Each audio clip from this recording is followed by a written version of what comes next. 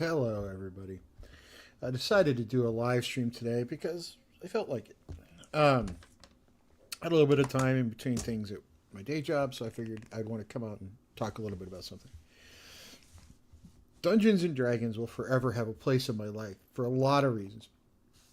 First and foremost, because of these books here. This is the new edition, sort of a collector's edition of a compilation of the DragonLance Chronicles books that Margaret Weiss and Tracy Hickman wrote way back in the 80s.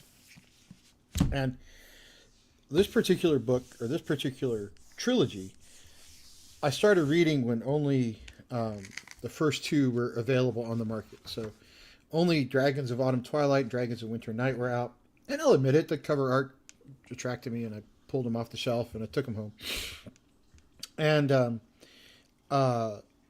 I found in them a book that, teenage version of me. I was, a teenager, not even old enough to drive myself to the mall. My dad was still driving that day. And, got bored at the arcade or whatever it was, and I went to the bookstore, as I often did. And I picked up those two books and took them home. And I think I plowed through the first one in like 2 days. I mean, it was I couldn't put it down. It was just, it sucks you in, it pulls you up. And yeah, is it the best fiction novel ever written? Who knows? That's always a subjective conversation, right? Some people will say one thing, some people will say another. Who's right, who's wrong, who cares? But for me, anyway, Dragonlance Chronicles was the first book that I took home as a teenager, ever, actually, that my dad picked up and read cover to cover, and not just a way like, dads read the book you're reading to kind of keep you happy, right? Or do watch a movie with you to keep you happy, right? That's what dads do. Being a dad, that's what happens. But this book he was into, and he came to me and looked for the second one, and he's like, "Where's the third one?" I was like, "Well, it doesn't come out for months." And he's like, "What?" Well, but what this did is it gave me a chance to take my dad, who was a software engineer from 1962 until he retired in 2002, so early days of computers on through. Highly technical guy, very well respected in his field. But not somebody you could really, as a kid, not one of those dads that you really spend a lot of time with. He wasn't touchy feely. He was very sort of, dictatorial. He was very gruff. He was very much a baby boomer, right? I'm Gen X, right? So it was get out of the house until sundown, right? It was that kind of dad. But these books gave us sort of equal footing. And yeah, my dad and I played Avalon Hill war games off and on before that, but he always kicked the crap out of me, and he was like, you need to get better. Well, these books gave us sort of equal footing to kind of talk about something. And prior to that, I had Dungeons and Dragons around. My dad was my first DM. I've talked about it in other videos. And but these books right here, and this is why I bought the special edition, was these three books were the first ones my dad and I ever read, anticipated the next one, and when the third one came out, we bought one copy and we kind of argued over who got to read it first. And really, my dad won because he paid. So, and he read it in like a day, so he was pretty fast. It took me a little bit longer, but it's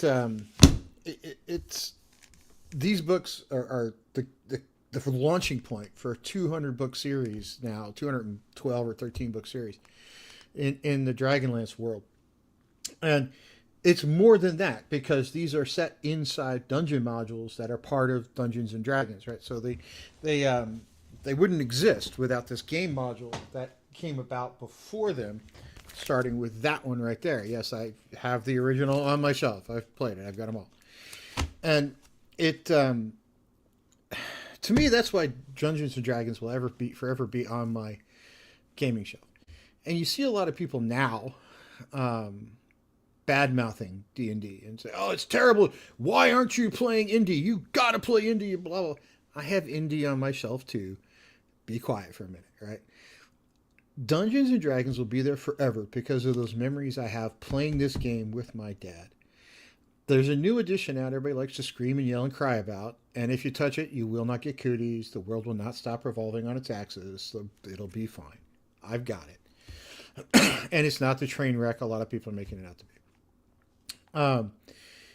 So this game will forever be there. I get that the argument for indie is that you should support indie creators. That's not why you should support an indie creator. You should support them because they have a good product, not because I happen to be indie and selling something. If it's crap, it's crap, right? We don't want to give you sort of notional support just because you claim to be indie. Now, and I do play some, so and I play smaller ones. I've got other ones that aren't necessarily all that common laying on my shelf, and I've still got Avalon Hill War Games back there, and I've got other TSR products that aren't Dragonlance or Dungeons and Dragons related. But the point is, this particular hobby, this particular game, is getting a lot of bad press from people that, in my opinion, are hating it for the sake of hating it now. It's like, oh, we've got to pile on the hatred for Wizards of the Coast and tell people they're evil for supporting such an evil empire. And I think part of it is people trying to gatekeep the community in a way that they just want to be dicks to whoever kind of plays it in a way that they don't. And if you really kind of want to go after people for the way they play make-believe, I think that says more about you than them. If you're upset because people you don't like are playing the new edition, well, that's, again, says something about you and not necessarily about them. You don't have to play it, okay? You don't. But if your intent is to run down people who do, that's just kind of silly, and I'd hope you'd have better things to do with your time. I mean, I don't discount people that watch cooking shows all day. It's not my thing. I don't scream at people for watching golf. I don't understand it, but, watch it all you want. I'd rather go play. And I'm not very good. I do play, but I'm not very good at it. To me, it says that as a society, we've kind of gotten to the point where we'd rather hate first and say positive things later. And for me, the positive memories, the great memories I have of playing this game and the new edition and, whatever edition is, I have those memories of playing it with people that I enjoy spending time with. And part of the argument against the new one is it's bringing in people to the hobby that we don't want to hear. Nobody's asking you to have anybody at your table you don't like. Nobody's saying you must play with this person. You must play with that person.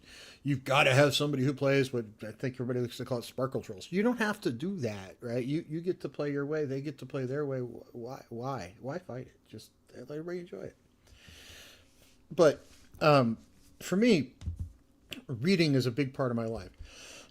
Why is that? And why do RPGs exist? Because my PhD down there in the corner, wherever you see it listed, that's real. Right? A PhD in physics. I'm not making that up. That's what I do that kind of stuff for a living. I worked in artificial intelligence. I've worked at university labs. I worked at MIT for 10 years. I've 23 issued U.S. patents now. Papers everywhere from the National Academy of Sciences on through to wherever. I've kind of come up with new forms of math that have been in journals like chaos solitons and fractals. I mean, it's out there. Google me. It's not hard to find. I haven't published in a long time. It's because I've been working in private industry and we keep our secrets because it's where we make our money, right?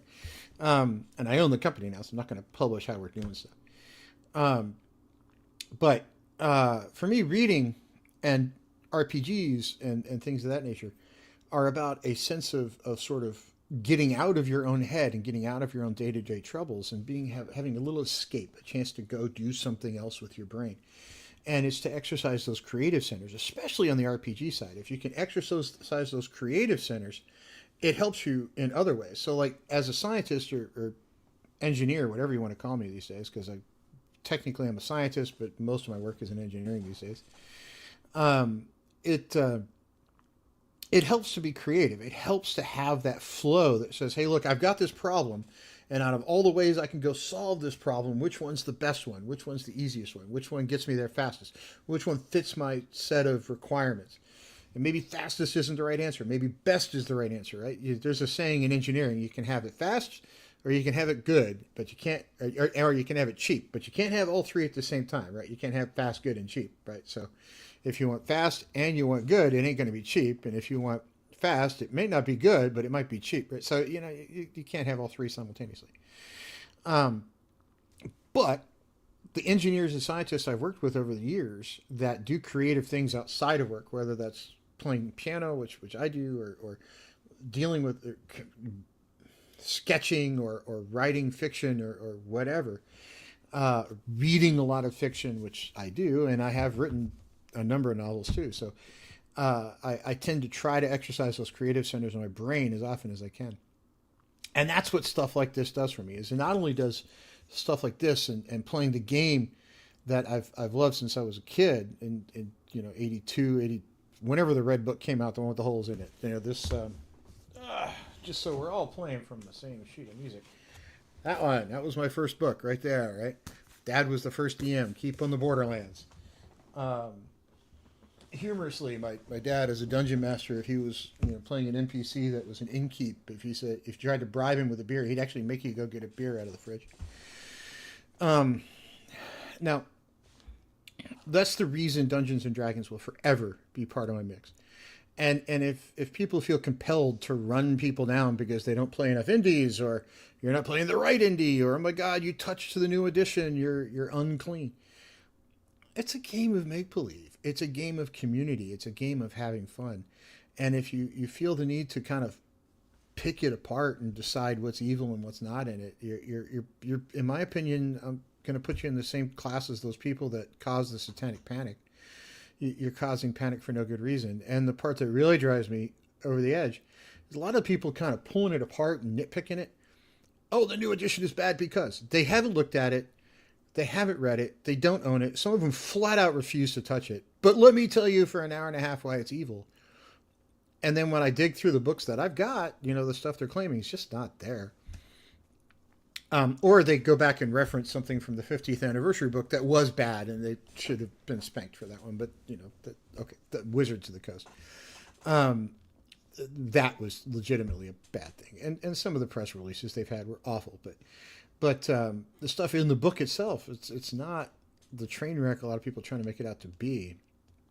And to pretend otherwise, is just to kind of invent words that aren't on the page, or say, well, I know it says that, but what they meant was, and I can disagree with some of the art. The art has changes from past that I wouldn't have made, but I am waiting for the new monster manual, which seems to have gone a completely different way than the player's handbook, for instance. Anyway, that series of books is what led me to Dungeons and Dragons, and I think what keeps the creative centers of my brain flowing in a better way, which helps my career.